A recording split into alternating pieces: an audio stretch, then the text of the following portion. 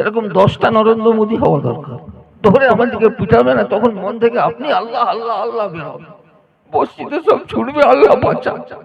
তার আগে মনে হচ্ছে আমরা সবাই গিয়ে ঢুকবো না ওকে। সকলে একটু মন দিয়ে বুঝবেন, সারা পৃথিবীতে মার খাচ্ছেন কিনা? আরে সারা পৃথিবীতে মার খাচ্ছেন না মার খাননি না তাও বুঝতে পারা যাচ্ছে না। কোথায় ইহুদিরা মারছে, কোথায় খ্রিস্টান মারছে, কোথায় বৌদ্ধরা মারছে, এখানে নরেন্দ্র মোদী চেষ্টা করছে, বাগে আনতে পারছেনি, পারলে পরে শুধু পরেশান করছে, এর বেশি আর কিছু করতে পারছে। যদি পায় একবার ভাগে আপনাদের যা অবস্থা করবে, আর হওয়াও দরকার, আমাদের হওয়াও দরকার। এরকম 10টা নরেন্দ্র মোদী হওয়া দরকার। ধরে আমাদেরকে পিটাবে না, তখন মন থেকে আপনি আল্লাহ আল্লাহ আল্লাহ বেরোবে, মসজিদে সব ছুটবে আল্লাহ বাঁচা। তার আগে মনে হচ্ছে আমরা সবাই গিয়ে ঢুকবো না ওকে। কোরআনে পাকের মহব্বতে আপনারা লাখ লাখ টাকা দান করছেন, প্রেম আছে আমাদের, ভালোবাসা আছে, ভালো আমরা বাসি, এখনো বাসি, কিন্তু তবুও তো মার খেতে হবে। আরে ছাত্র যদি স্কুলে যায়, সে যদি পড়া না করে যায়, ডাক্তার ওই মাস্টার তাকে একটু বকাবকি করবে না করবে? আরে বকাবকি করবে কি না? আরে এদিক শুনুন, মন দিয়ে শুনুন, আপনার জীবনে একটু পরিবর্তন আনুন। জলসা যা হবার হয়ে গেছে, 2-4টে কথা বুঝার মতো আপনি শুনুন। আমরা বুঝি না, মার খেতে হচ্ছে সেই জন্য। আরে কেউ যদি পড়া না করে স্কুলে যায়, মাস্টার বকাবকি করবে কি না? কেউ কিছু বলছে না, হাসছে সব বসে বসে। আরে মাস্টার বকাবকি করবে না, আগে তো দমকা পিটাতো, এখন আর মাস্টাররা পিটাচ্ছে নি, কি হয়ে যাবে, এখন থানায় চলে যাবে গাছে।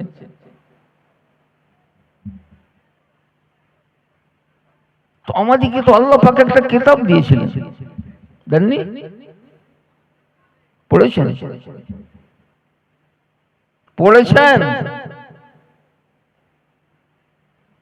পিটনটা তো খেতে হবে। কজন আমরা জানি আল্লাহ পাক আমাকে কি বলছেন?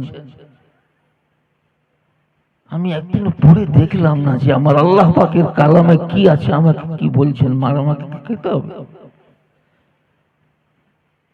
আল্লাহ রাসূল সাল্লাল্লাহু আলাইহি সাল্লাম বলছেন, আমার উম্মতের উপর একটা যুগ আসবে, সমস্ত জাতি মিলে একত্রিত হয়ে আমার উম্মতকে ছাপটাছাপটি করবে, আক্রমণ চালাবে।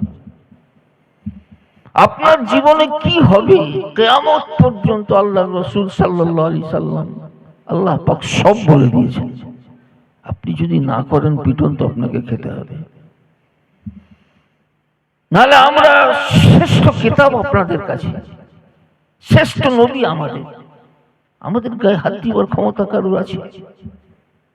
কিন্তু আমার মধ্যে তো সেই মালটা নেই। যতক্ষণ পর্যন্ত একটা ডিবার মধ্যে দুধ আছে, দুধ, ততক্ষণ পর্যন্ত ওই দুধ, ওই ডিবাটার হেফাজত করা হচ্ছে। আলমারিতে তুলে রেখেছে, চাবি তালা দিয়ে রেখেছে, ওখানে কেউ হাত দিতে পারছে না, নিতে পারছে না। যেদিন ওই দুধটা ফুরিয়ে যাবে, ডিবাটা তখন নিচে নেমে যাবে, বাচ্চার হাতে চলে যাবে। সে এবারে এখানে একটা ফুটো করছে, ওখানে একটা ফুটো করছে, দড়ি বাঁধছে, টানছে, ঘুরাচ্ছে, খেলার বস্তু বানিয়ে নিয়েছে। আমাদের কাছে যে ঈমান, কোরআনে পাকের যে আসলি মুহাব্বত থাকাটা দরকার ছিল, আমরা হারিয়ে ফেলেছি। বাচ্চারা এখন আমাদেরকে নিয়ে খেলাখেলি করছে, কোথায় বৌদ্ধ, কোথায় খ্রিস্টান। নালে 1000 বছরের আমাদের ইতিহাস, অর্ধেক থেকে বেশি পৃথিবীর উপরে আমাদের রাজত্ব ছিল। সেদিন আমাদের মধ্যে ঈমান ছিল, আমরা কোরআন পড়তাম। আমাদের কোরআন শোনার জন্য ফেরেশতারা দলে দলে মুসলিম গ্রামে একত্রিত হয়ে যেত, আমাদের বাচ্চারা কোরআন পড়ছে। আমরা কোরআন পড়ছি, আল্লাহর রহমত ঝরছে। এখন প্রত্যেক দিন আল্লাহর গজবের ফেরেশতা প্রত্যেকটা মুসলিম গ্রামে চাবুক নিয়ে আসছে, বেনামাজি হয়ে ঘুরে বেড়াচ্ছে, মদ খেয়ে ঘুরে বেড়াচ্ছে। আমরা তো আল্লাহ রাসূল সাল্লাল্লাহু আলাইহি সাল্লামের কলঙ্ক, ইসলামের কলঙ্ক। আমাদেরকে একটু বুঝতে হবে। আল্লাহ রাসূল সাল্লাল্লাহু আলাইহি সাল্লাম বললেন, সমস্ত জাতি মিলে একত্রিত হয়ে আমার উম্মতকে ছাপ্পাছাপ্পি করবে। যেমন ভাবে ক্ষুধার্তরা ভরা পাত্রের উপরে ঝাঁপিয়ে পড়ে খাবারগুলোকে কেড়ে নিতে চায়, সাহাবায়ে কেরাম অবাক হয়ে গেলেন। সে কি পরিস্থিতি? এই উম্মতের এই অবস্থা হবে? শ্রেষ্ঠ নবীর শ্রেষ্ঠ উম্মত, তাদের গায়ে হাত দিবে এই ক্ষমতা কাদের? তারা তো চিন্তাই করতে পারছে না। তারা জিজ্ঞাসা করলেন, ইয়া রাসূলুল্লাহ, আমরা কি সেদিন সংখ্যায় কম হব? আমরা সংখ্যায় কম তো? আরে আমরা সংখ্যায় কম তো? বলছে হ্যাঁ কম। কম আমরা? কিসের কম? 313 না 314? আরে বদরের প্রান্তরে 313, তার থেকেও আমরা কম? হ্যাঁ, আমরা ভারতবর্ষের দ্বিতীয় সংখ্যাগরিষ্ঠ জাতি, আমরা সারা পৃথিবীর দ্বিতীয় সংখ্যাগরিষ্ঠ জাতি। আমাদের সংখ্যালঘু বলে বলে আমাদের রোগ হয়ে গেছে, আমরা কম কম করছি। সারা পৃথিবীর দ্বিতীয় সংখ্যাগরিষ্ঠ জাতি, এটা আল্লাহ রাসূল সাল্লাল্লাহু আলাইহি সাল্লামের অলৌকিক ব্যাপার। আল্লাহ রাসূল সাল্লাল্লাহু আলাইহি সাল্লাম পৃথিবীতে শেষ নবী, তারপরে আর কোন নবী আসেনি। তারপরেও আমরা দ্বিতীয় সংখ্যাগরিষ্ঠ জাতি। সাহাবায়ে কেরাম জিজ্ঞাসা করলেন, ইয়া রাসূলুল্লাহ, সেদিন কি আমরা সংখ্যায় কম হব? আল্লাহ রাসূল সাল্লাল্লাহু আলাইহি সাল্লাম বললেন, আনতুম হিনাইদিন কাসীর ওয়ালাকিন্নাকুম গুসাউন কাগুসাইস সাইল। তোমরা সেদিন সংখ্যায় অনেক হবে, কিন্তু তোমরা নর্দমার খড়কুটো হয়ে যাবে। সংখ্যা আমাদের অনেক, আমরা তো নর্দমার খড়কুটো হয়ে গেছি। আমরা কালেমা সঠিকভাবে পড়তে পারি কজন? আল্লাহ পাক যে বিশ্বের সর্বশ্রেষ্ঠ কিতাব আমাদের কাছে পাঠিয়েছিলেন, সেটা আমরা পড়ে দেখলাম। ভালোবাসি ঠিকই আছে, যদি আপনার কাছে ডাক্তার প্রেসক্রিপশন লিখে দেয় আর আপনি নিয়ে এসে তাকে রেখে দেন, আপনার শরীর ভালো হয়ে যাবে? আরে শরীর ভালো হয়ে যাবে না, কি করতে হবে? আরে ওষুধটা কিনে খেতে হবে না, তাকে রেখে দিলে রোগ সেরে যাবে। আল্লাহ পাক আমাদেরকে সর্বশ্রেষ্ঠ কিতাব দিলেন, সেই কিতাব আমরা পড়ি না, আমরা জানি না ওর ভিতরে কি আছে। তাকে রাখা রয়েছে, রোগ তো এতে সারবে না। আজকেই যদি আমরা সে আল্লাহ পাকের কিতাব নিয়ে উঠে দাঁড়াই, সারা পৃথিবীর কোন শক্তি আমাদের গতিপথ রোধ করতে পারবে না। আপনি নিজেকে চিনেন না, আপনাকে সবাই চিনেন। আপনি নিজেকে চিনেন না, আপনাকে সবাই চিনেন। কথাগুলো ভালো করে বুঝবেন। আপনি নিজেকে চিনেন না, আপনাকে সবাই চিনে। খ্রিস্টানরা আপনাকে চিনে, ইহুদিরা চিনে, অমুসলিমরা চিনে, আপনি শুধু নিজেকে চিনেন না। আপনি কে? বেদের বিরুদ্ধে কথা হয়। আরে বেদের বিরুদ্ধে কোনো কথা হয়? কেউ বলে? বাইবেলের বিরুদ্ধে কেউ বলে? কোরআনের বিরুদ্ধে বলে না? বলে? আরে বলে না? বলে? অন্য কোন জাতির ব্যাপারে কোন সমালোচনা আছে? আপনি হচ্ছেন সন্ত্রাসবাদী, আপনাকে খুব ভালো করেছে, এই সন্ত্রাসবাদী নয়। কোরআন শরীফ সর্বশ্রেষ্ঠ কিতাব, এটা সেও জানে। সেই জন্যই আক্রমণ। যে এই কিতাবকে নিয়ে যদি মুসলমান জাতি জেগে ওঠে, এদিকে রোধ করার ক্ষমতা আমাদের নেই। ইহুদিদের রিপোর্ট যে সারা পৃথিবীকে আমরা কবজা করে নিয়েছি, মুসলমানদেরকে কবজা করতে পারছি না। মুসলমানদেরকে আমরা কবজার মধ্যে আনতে পারছি না, সারা পৃথিবীকে আমরা গোলাম বানিয়ে নিয়েছি। আপনি নিজেকে চিনুন, আর এইটাকে যতক্ষণ না আপনি চিনবেন ওই মার্কেটেই থাকবেন। আপনার কাছে আল্লাহ পাক পৃথিবীর সর্বশ্রেষ্ঠ কিতাব দিয়েছেন। এটা সত্যের কথা, সাম্যের কথা, বিশ্বের উন্নয়নের কথা, সারা পৃথিবীর কথা এখানে লেখা আছে। আপনি জানেন না, আপনি পড়েন।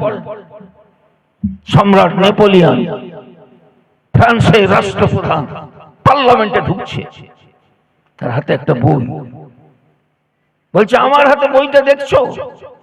সমস্ত সাংসদকে বলছে যে এই বইটা যতদিন আছে সারা পৃথিবী থেকে মুসলমান আর ইসলামকে কেউ নিশ্চিহ্ন করতে পারবে। এটা কি জানো? এটা কোরআন। এটা কোরআন আগামী ভবিষ্যতে সারা বিশ্বের মানুষ একত্রিত হয়ে চিন্তা করবে, আর এটাকেই সংবিধান বানাবে। তবে এই পৃথিবীটা শান্ত হতে পারে, না হলে পৃথিবীটা কোন রকম ভাবেই শান্ত হবে। আপনার কাছে এত বড় শ্রেষ্ঠ গ্রন্থ আছে, আপনি একবারও পড়ে দেখলেন না? আমার মতো হতভাগা, আপনার মতো হতভাগা পৃথিবীতে কেউ নেই। গ্যারি মিলার কোরআন পড়তে পড়তে পড়তে পড়তে ভুল ধরতে হতে, ভুল কি ধরবে? লা ইলাহা ইল্লাল্লাহ পড়ে মুসলমান হয়ে গেল। আপনি এই কিতাবটা পড়েন না? আপনার মতো হতভাগা পৃথিবীতে কেউ নেই। সে ভুল ধরার জন্য কোরআন শরীফ পড়তে আরম্ভ করেছিল গ্যারি মিলার। যে ভুলগুলো যদি আমি ধরে মানুষের সামনে, মুসলমানের সামনে প্রচার করি, তাহলে আমার খ্রিস্টান ধর্ম প্রচার করা অনেক সুবিধা হয়ে যাবে।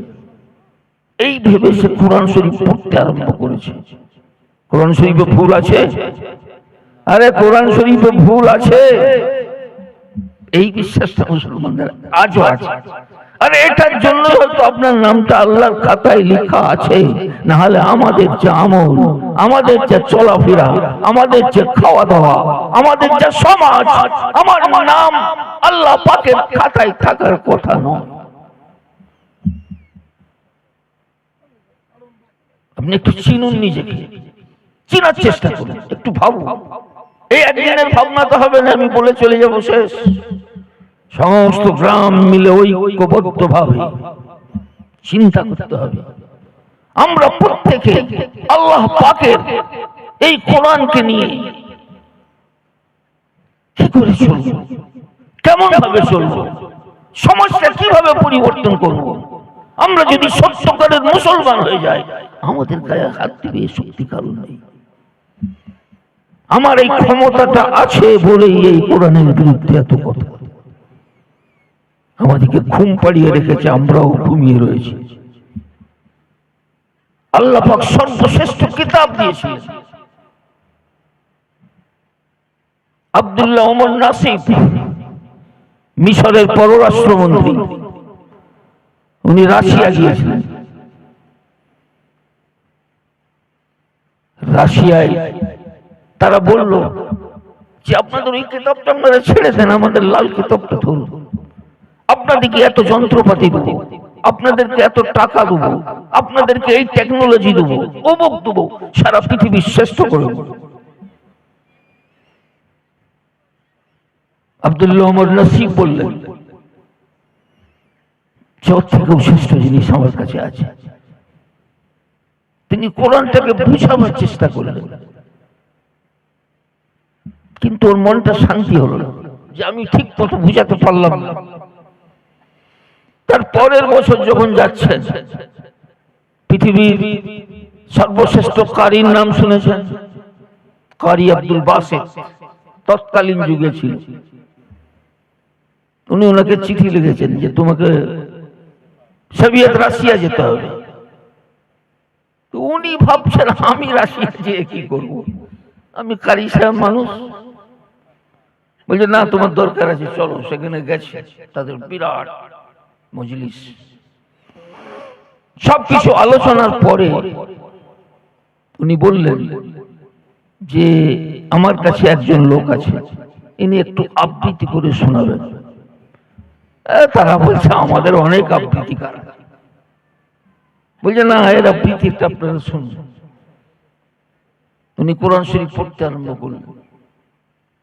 কিছুক্ষণ পর 5 মিনিট পরে সবে চোখ দিয়ে গল গল গল গল গল গল করে পানি বের হচ্ছে। সবাই অবাক হয়ে শুনছে, কি এটা? আরবি তারা বুঝে না, সকলেই কাঁদছে। ওনার কোরআন পড়া শেষ হলো, আপনারা কিছু বুঝেছেন? আমরা কিছুই বুঝতে পারছি না, কিন্তু কেন কি জানি যখন এইটা পাঠ হচ্ছিল আমাদের কান্না আপনা আপনি ভিতর থেকে বের হচ্ছিল। বলে আমাদের কাছে এই কিতাবটা আছে, আমাদের কাছে আর সারা পৃথিবীর কোনো আইন, কোনো সংবিধানের কোনো প্রয়োজন নেই। আমাদের কাছে এই সংবিধানে আইন, এই কিতাব আছে। আমরা কান্নাতেও পারি, আমরা হাসাতেও পারি। আপনার কাছে বিশ্বের শ্রেষ্ঠ কিতাব, আপনি একবার আল্লাহ পাকের এই কিতাবটা খুলে দেখলেন না? প্রত্যেকটা মুসলমানের উচিত পড়তে পারুক না পারুক সকালবেলা উঠবে আর এই কোরআনে পাকটাকে বুকে জড়িয়ে ধরে তো একবার তো কমপক্ষে বলবে যেটা আমার আল্লাহর কিতাব, এটা আমার আল্লাহর কিতাব, এটা আমার আল্লাহর কিতাব। প্রত্যেকটা নরনারীর উচিত এই কোরআনটা সকালবেলা একবার বুকে জড়িয়ে ধরবে। আপনার কাছে কোটি কোটি টাকা দামের সম্পদ আছে, আপনি সেই সম্পদগুলো আপনি চিনেন না, আপনি বুঝেন না। আপনি সুবহানাল্লাহর মর্যাদা আপনি বুঝেন না। ইউনাইটেড আমেরিকা সর্বধর্ম মিলন সভা, সমস্ত ধর্মগ্রন্থ পড়া হচ্ছে, বেদ, বাইবেল, ত্রিপিটক, যত ধর্মগ্রন্থ জিন্দাবিস্তা, 10 মিনিট করে সময়। সারা পৃথিবীকে দেখানো হচ্ছে যে সর্বধর্মের আমরা সমন্বয় ঘটাচ্ছি। কারি আব্দুল বাসেত ওইখানে ছিলেন। উনি মনে মনে ভাবছেন, শুধু আল্লাহ পাক একটা কিছু মজেজা আজকে দেখাও, তোমার কিছু অলৌকিক, তোমার কিতাবের একটা কিছু দেখাও। উনি বসে বসে এই দোয়া করছে। বেদ পড়া হচ্ছে, 10 মিনিট আলো জ্বলে যাচ্ছে, 10 মিনিট আলো জ্বলে যাচ্ছে। 10 মিনিটে কারি আব্দুল বাসেতের কিছু পড়া হবে? আলেম সাহেবরা বলবেন বাকিদের তো শোনার প্রয়োজন নেই, 10 মিনিটে কিছু পড়া হবেও না। উনি যখন আউযু বিল্লাহ পড়বেন সেটা একটা আলাদা বিষয়। উনি আরম্ভ করেছেন, আল্লাহ পাকের কাছে দোয়া আছে। সূরা ফাতিহা শেষ, জজ মাথা ঝুঁকিয়ে বসে আছে। উনি দেখছেন এই সুযোগ, উনি সূরা রহমান আরম্ভ করে দিলেন, পড়েই যাচ্ছেন। আর জজ যে মাথা কেড়ে বসেছিলেন ও বসেই আছে। 40 মিনিট পার হয়ে গেছে, চারদিক থেকে হইচই হইচই হইচই পড়ে গেছে। উনি একবার চেয়ে তাকালেন, তাকিয়ে আবার মাথাটা নিচু করে বসে গেলেন। কারি আব্দুল বাসেত সূরা রহমান শেষ করে দিলেন। সেই জজের নামে কোর্টে কেস হয়ে গেল, যিনি মুসলমানদের পক্ষপাতিত্ব করেছেন। সকলে 10 মিনিট সময় দিয়েছে, আর একে পুরো 40 মিনিট 50 মিনিট ধরে এই লোকটা পড়ে যাচ্ছে, জজ কিছুই বলে। আদালতে তার ডাক হয়েছে। আদালতে গিয়ে উনি উত্তর দিচ্ছেন যে বিচার তো তার হতে পারে যার জ্ঞান আছে, যার জ্ঞান নেই তার কর্মের জন্য কি বিচার হবে? যখন এই লোকটা কেরাত শুরু করলো, আমি সেন্সলেস হয়ে গেছি। আমি বুঝতেই পারছি না, আমি এই জগতে আছি, আকাশে আছে, মরতে আছি, বাতাসে উড়ছি না, কোথায় আছে আমি বুঝতেই পারিনি। আমি সেন্সলেস হয়ে গেছি, আমি শুনেই যাচ্ছি। কি ভালো লাগছে! এই আপনার কাছে বিশ্বের এই শ্রেষ্ঠ কিতাবটা আছে, আপনি একবারও আল্লাহ পাকের এই কালামকে পাঠ পাঠ করে দেখলেন। আল্লাহ পাক আমাদের সকলকে বুঝার তৌফিক দান করুন। আপনি বাংলায় পারুন, ইংরেজিতে পারুন, যে ভাষায় পারুন, আল্লাহর যে কিতাবটা রয়েছে একটা এক করে পড়ুন। আপনার আল্লাহ পাক আপনাকে কি বলেছে, আপনার জীবনের সব সমস্যার সমাধান আল্লাহ পাক এই কিতাবের মধ্যে বলে দিয়েছে।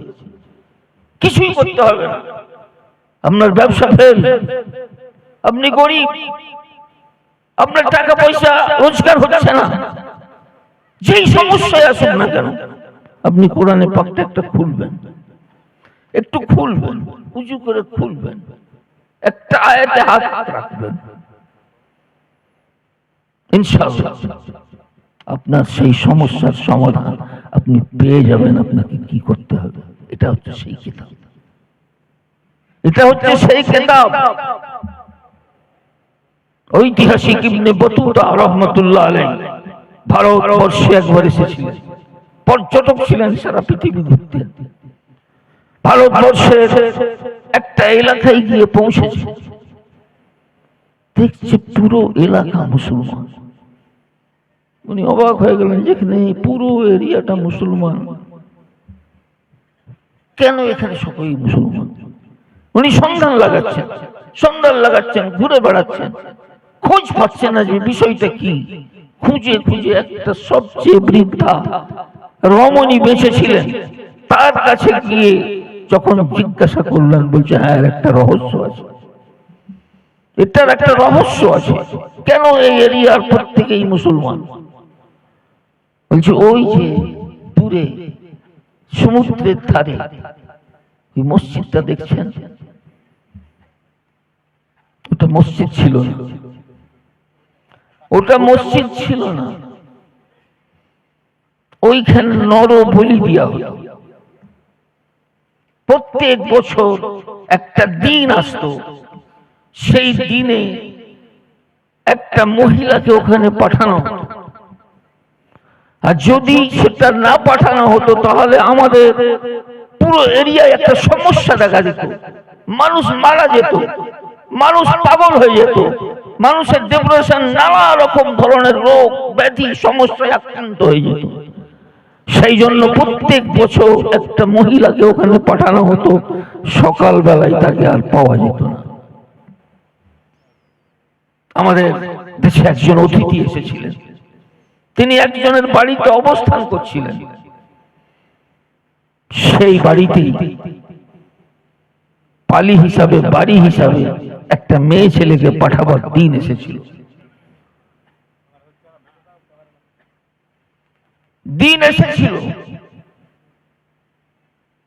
তখন যখন তাকে পাঠাচ্ছিল, কান্নাকাটি অনেক কিছু হচ্ছিল।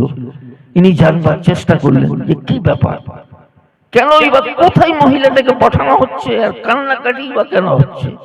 তারা বলল, আপনারা অতিথি, আপনাদের এটা জেনে কোনো লাভ নেই, আপনি অতিথি এসেছেন, অতিথি হিসাবেই থাকবেন। উনি বললেন না, আমাকে বলতে হবে। তাকে যখন শোনানো হলো, বলে কাউকে পাঠাতে হবে না, আমি যাচ্ছি, আজকের রাতটা আমি ওইখানে কাটাবো। আমরা এই এরিয়ার লোকেরা অনেক অনুরোধ করলেন, আপনি অতিথি, আপনি যাবেন না, আপনাকে আর ফিরে পাওয়া যাবে না। বলেছে তা আমার দায়িত্ব। উনি সেইখানে গিয়ে পৌঁছেন। রাত্রি কেটে যেতে আমরা ভাবলাম যে সে লোকটা মনে হচ্ছে আর পৃথিবীতে নেই, কিন্তু দেখা গেল সেই লোকটা ওইখান থেকে বেরিয়ে আসছে। আমরা অবাক হয়ে গেলাম, কি ব্যাপার, কিছু রাস্তে ঘটেন? বলে হ্যাঁ, দূর থেকে একটা আগুন দেখতে পেয়েছিলাম, জাহাজ আসছিল। আমি আমাদের যে ধর্মগ্রন্থ কোরআনে পাক, এটা আমি সারা রাত্রি ব্যাপী পড়ছিলাম। অনেক কাছাকাছি এসে যে সে ফিরে চলে গেল, আর সে এলো না। লোকেরা মনে করলো যে হঠাৎ কিছু ঘটনা হয়েছে। বলছে আগামী বছর পর্যন্ত আপনাকে থাকতে হবে। উনি থাকলেন, আবার সেই দিন এলো, উনি আবার গেলেন, যে আবার দেখছে উনি জীবন্ত অবস্থায় বেঁচে এলেন। আর সেটা যে নিকটবর্তী হয়েছিল, সেটা আর নিকটবর্তী হয়নি, বহু দূর থেকে ফিরে চলে গেছে। বলছি এইটা দেখে কোরআনে পাক যে একটা অলৌকিক কিতাব, তারা বুঝতে পেরে পুরো এরিয়ায় যখন এই ঘটনা ছড়িয়ে গেল, সব ঐক্যবদ্ধ হবে মুসলমান। আরে আপনার কাছে এই কিতাব আছে, আপনি যদি এই কিতাবকে আমল করেন, এটা কার্যে পরিণত করেন, আপনি আপনি যদি সত্যিকারের মুসলমান হয়ে যান, আপনার কাছে সারা পৃথিবী স্যালুট করতে বাধ্য হবে। আমরা মুসলমান নই। কবি নজরুল ইসলাম বলেছেন, ইসলামে তুমি দিয়ে কবর, মুসলিম বলে করো ফখর, সেরা মনোভেদ তুমি বেদিন, তোমার মতো বেদিন পৃথিবীতে আর কেউ নেই। সারা পৃথিবী কোরআন পড়ছে, আপনি কোরআন পড়ে না। সারা পৃথিবী আপনাকে নিয়ে গবেষণা করছে, আপনি আপনাকে নিজেকে চিনেন না। আপনার কাছে আল্লাহ পাক মূল্যবান মূল্যবান মূল্যবান জিনিস দিয়ে রেখেছে, আপনি সেই মূল্যবান জিনিসগুলো চিনেন না। ছোট্ট ছোট্ট আমলও আপনার জীবনে নেই। আপনার একবার সুবহানাল্লাহ বলতে কষ্ট লাগে, আলহামদুলিল্লাহ বলতে কষ্ট লাগে, আপনার দু রাকাত নামাজ পড়তে কষ্ট লাগে। এরকম মুসলমানের হেফাজত আল্লাহ পাক করবে না। আল্লাহ বলছেন তোমরা সেই নর্দমার খড়কুটো হয়ে যাবে। আমরা সেই খড়কুটোতে পরিণত হয়ে গেছি। গ্যারি মিলার এই কোরআন পড়ছি, পড়ছে তো পড়ছেই, ভুল ধরতে যে সে ভেবেছিল এতে দু চারটে উটের গল্প থাকবে, ছাগলের গল্প থাকবে। আজ থেকে ১৩,০০০ বছর পূর্বে এই কিতাবটা লেখা হয়েছে, আর এতে ভুল যদি থাকে সেটা ধরে দেওয়া এমন কোনো ব্যাপার নয়। সেই ভেবে সে কোরআনে পাক পড়তে আরম্ভ করেছে। যখন কোরআনে পাক গ্যারি মিলার পড়ছে তো পড়ছেই তার নিজের বক্তব্য যে আমি ধর্মযাজক ছিলাম, আমি আমার স্রষ্টাকে চিনতাম না। আমি যখন কোরআনে পাক পড়তে আরম্ভ করলাম, সারা বিশ্ব জাহান, সপ্ত আসমান, সপ্ত জমিন আমার চোখের সামনে উদ্ভাসিত হয়ে গেল। আমি আমার স্রষ্টাকে চিনতে পারলাম, কে আমার রব, কে আমার স্রষ্টা, কে আমার প্রতিপালক। আজ পর্যন্ত আমি চিনেছিলাম না। কোরআন আমাকে আমার আল্লাহর পরিচয় করে দিল।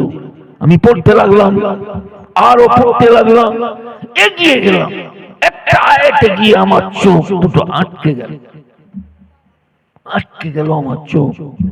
আমার মনে হতে লাগলো আল্লাহ পাক যেন আমার সঙ্গে কথা বলছেন, আমাকে যেন আল্লাহ পাক বলছেন, এই গ্যারি মিলার তুমি আমার কিতাবে ভুল ধরবে? তুমি এতটা পড়ে এলে, কোনো ভুল পেয়েছো? এই গ্যারি মিলার তুমি এই কিতাবের শেষ পর্যন্ত পড়ে যাবে, আমার কিতাবে কোনো ভুল পাবে না। আমার মনে হতে লাগলো আল্লাহ পাক যেন আমার সঙ্গে কথা বলছেন। আমি মুসলমানের ঘরের বাচ্চা, আপনার সুবহানাল্লাহ বলতে বলতে কখনো মনে হয়েছে আল্লাহ পাক আমার সাথে কথা বলছে? আপনি আলহামদুলিল্লাহ রাব্বিল আলামিন পড়তে পড়তে মনে হয়েছে যে আল্লাহ পাক আমার সঙ্গে কথা বলছে? আপনি সূরা নামাজ পড়তে পড়তে আপনার মনে হয়েছে যে আল্লাহ পাক আমার সাথে কথা বলছে? গ্যারি মিলার সে একটা খ্রিস্টান, সে পড়তে পড়তে তার মনে হচ্ছে আল্লাহ পাক যেন আমার সঙ্গে কথা বলছে। তিনি বলছেন, আমি কোরআনে পাকের এই আয়াতটা পড়ছিলাম, আফালা ইয়াতাদাব্বারুনাল কুরআন লাউ কানা মিন ইনদি গায়রিল্লাহ লাওয়াজাদু ফীহি ইখতিলাফান কাসীরা। মানুষ কি চিন্তা করে দেখে না, এই কিতাব যদি আল্লাহ ছাড়া অন্য অপর কারোর পক্ষ থেকে অবতীর্ণ হতো, বাস্তব বিরোধী অনেক কথা থাকতো। এই গ্যারি মিলার তুমি এই কিতাবের শেষ পর্যন্ত পড়ে যাবে, বাস্তব বিরোধী একটা কথাও খুঁজে পাবে না। বলে আমি অবাক হয়ে গেলাম। আমার মনে হলো আমার জন্যই কি আল্লাহ পাক এই আয়াতটা নাযিল করলেন? আপনিও পড়বেন, আপনার মনে হবে এটা কি আমার কথাই আল্লাহ পাক বলছেন। লক্ষ লক্ষ মানুষ যদি পড়ে আর বুঝে বুঝে পড়তে থাকে, প্রত্যেকটা জায়গায় তাকে যেন মনে হবে যে আল্লাহ কি আমাকেই বলছেন এই কথাটা, যদি মন দিয়ে আপনি পড়েন। গ্যারি মিলার পড়ছে এই কোরআন পড়তে পড়তে আমি যখন সূরা আম্বিয়াতে গিয়ে পৌঁছলাম, একটা আয়াত পড়লাম, আমি আর নিজেকে স্থির রাখতে পারলাম না। আমি উঠে দাঁড়িয়ে গেলাম।